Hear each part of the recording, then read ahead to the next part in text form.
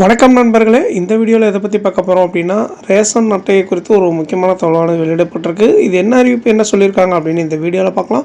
So video skip பண்ணாமல் கடைசி வரைக்கும் பாருங்கள். அதுக்கு முன்னாடி நீங்கள் நம்ம சேனலுக்கு புதுசாக வரீங்க அப்படின்னா மறக்காமல் சப்ஸ்கிரைப் பண்ணிவிடுங்க. அப்படியே பக்கத்தில் இருக்கக்கூடிய பெல் பட்டனை கிளிக் பண்ணிவிடுங்க. அப்போ இது போன்ற முக்கியமான தகவல் போடும்போது நோட்டிஃபிகேஷனாக உடனுக்குடன் வரும். வாங்க வீடியோக்குள்ளே போகலாம். இந்தியாவில் ரேஷன் கடையில் கிடைக்கும் அரிசி, கோதுமை, தானியங்களை சார்ந்திருக்கும் கோடிக்கணக்கான குடும்பங்களுக்கு ஒரு அதிர்ச்சியான செய்தி வெளியாகி இருக்கிறது. இனிவரும் காலங்களில் அனைத்து குடும்பங்களுக்கும் ஒரே அளவிலான ரேஷன் பொருட்கள் கிடைக்காது. மத்திய அரசு தற்போது தேசிய உணவு பாதுகாப்பு சட்டம் 2013இல் ஒரு திருத்தத்தை கொண்டு வர முன்மொழிந்துள்ளது. இதில் அந்தியோதயா அன்ன யோஜனா திட்டத்தில் அதிக மாற்றம் கொண்டு வர திட்டமிடப்பட்டுள்ளது. இந்த அட்டையின் கீழ் தான் தமிழ்நாட்டில் 35 கிலோ அரிசி இலவசமாக வழங்கப்படுகிறது. தமிழ்நாட்டில் லட்சக்கணக்கான குடும்பங்களின் வாழ்வாதாரம் இதனை நம்பியுள்ளது. மற்ற மாநிலங்களிலும் அரிசி, தானியம் ஆகியவை இவ்வகை ரேஷன் அட்டைதாரர்களுக்கு வழங்கப்படுகின்றன. தற்போதைய நடைமுறையின்படி சில குடும்பங்கள் அதிக அரிசி மற்றும் தானியங்களையும், சில குடும்பங்கள் ஒப்பீட்டளவில் குறைவான தானியத்தையும் பெறுவதாக அரசு சுட்டிக்காட்டுகிறது.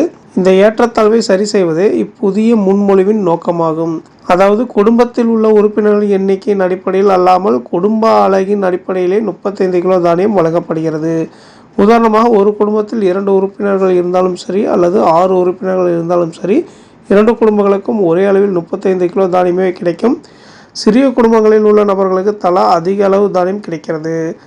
அதே சமயம் பெரிய குடும்பங்களில் தனிநபர் ஒருவருக்கு கிடைக்கும் தானியத்தின் அளவு குறைகிறது. எனவே அந்தியோதயா அன்ன யோஜனா திட்டத்தின் கீழ் வரும் குடும்பத்தில் உள்ள ஒவ்வொரு உறுப்பினருக்கும் மாதந்தோறும் 7 கிலோ தானியம் வழங்க முன்மொழியப்பட்டுள்ளது. இந்த முறை தானிய விநியோகத்தை சீராக்குவதுடன் சமமான வளங்களை உறுதி செய்து மக்களின் ஊட்டச்சத்து தேவைகளையும் சிறப்பாக பூர்த்தி செய்யும் என அரசு நம்புகிறது. தனிநபர் ஒருவருக்கு 7 கிலோ தானியம் வழங்குவது என்று முன்மொழியப்பட்டாலும் ஒரு குடும்பத்திற்கு ஒதுக்கப்படும் அதிகபட்ச தானிய அளவு மாதத்திற்கு 35 கிலோ என்ற அளவிலேயே இருக்கும்.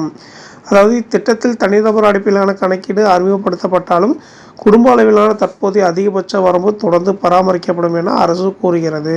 தற்போது இது ஒரு வரைவு மசோதாகவே உள்ளது. இதற்கான பொதுமக்களின் ஆலோசனைகளும் கருத்துக்களும் கோரப்பட்டுள்ளன.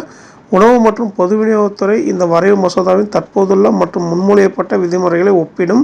மக்கள் தங்கள் கருத்துக்களையும் ஆலோசனையும் ஜூலை 13, 2026 வரை சமர்ப்பிக்கலாம் என தெரிவிக்கப்பட்டுள்ளது.